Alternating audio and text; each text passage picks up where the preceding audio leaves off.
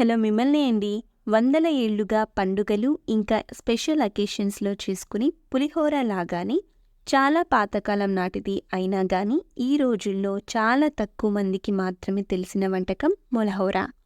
కొంచెం స్పైసీగా, కొంచెం కమ్మగా, చల్లటి వాతావరణంలో తినడానికి ఎంతో రుచిగా, కారంగా ఉంటుందండి. మొలహోర పాతకాలం నాటిది అయినా ఇప్పటికీ కొన్ని ఆలయాల్లో దీన్ని ప్రసాదంగా పంచుతుంటారు. మొలహోర చేయడం కోసం ముందుగా ఒక గిన్నెడు బియ్యాన్ని కొలిచి శుభ్రంగా కడిగి 30 నిమిషాల పాటు నాననివ్వాలి. తర్వాత మిక్సీ జార్లో 1 కప్పు పచ్చి కొబ్బరి ముక్కలు వేసి ఇది నలగడానికి కొన్ని వేడి నీళ్లు కూడా పోసి మెత్తగా గ్రైండ్ చేసుకోవాలి. ఇలా మెత్తగా గ్రైండ్ చేసిన కొబ్బరి నుండి పాలను సపరేట్ చేసుకోవాలి. అదేవిధంగా కొబ్బరి పొడిని మళ్ళీ మిక్సీ జార్లో వేసి వేడి నీళ్లు పోసి గ్రైండ్ చేసుకొని తీసుకోవాలి. ఈ విధంగా 2-3 సార్లు కొబ్బరి నుండి పాలను సపరేట్ చేసుకొని తీసుకోవాలి.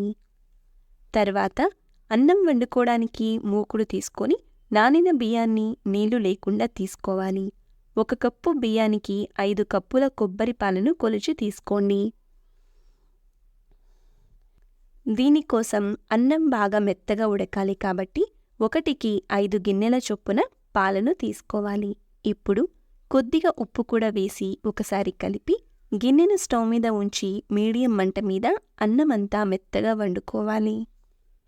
15 నిమిషాల తర్వాత పాలన్నీ దగ్గరికయ్యాక అన్నం మెత్తగా ఉడికిన వెంటనే స్టవ్ ఆఫ్ చేసుకోవాలి.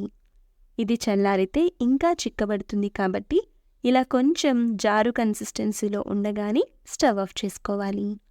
ఇప్పుడు పోపు కోసం ఏదైనా చిన్న ప్యాన్ని స్టవ్ మీద ఉంచి 3 స్పూన్ల నెయ్యిని వేసి కాగాక 1 స్పూను మిరియాలు, 1 స్పూను పచ్చిశనగపప్పు, 1 స్పూను మినప్పప్పు, 1 స్పూను ఆవాలు, 1 స్పూను జీలకర్ర, 2 ఎండుమిర్చీలు, 5-6 పచ్చిమిర్చీల ముక్కలు వేసి ఫ్రై చేసుకోవాలి. 1 రెమ్మ కరివేపాకు కూడా వేసి పోపు అంతా ఎర్రగా వేగేదాకా ఫ్రై చేసుకోవాలి. ఇలా చక్కగా వేగిన పోపుని అన్నంలో వేసి బాగా మిక్స్ చేసుకోండి. అంతేనండి, చాలా ప్రాచీన వంటకం అయినప్పటికీ ఎంతో రుచిగా ఈ కాలంలో తినడానికి చాలా చాలా కమ్మగా ఉంటుంది. అందరికీ నచ్చేస్తుంది. పిల్లలు కూడా ఇష్టంగా తినడం కోసం కొన్ని దానిమ్మ పండు విత్తనాలు, జీడిపప్పులు వేసి సర్వ్ చేయండి. ఈ టేస్టీ అండ్ ట్రెడిషనల్ రెసిపీ మీకు నచ్చినట్టయితే వీడియోని లైక్ చేయడం మర్చిపోవద్దు. అలాగే మన ఛానల్ని సబ్స్క్రైబ్ చేయండి. Thank you for watching.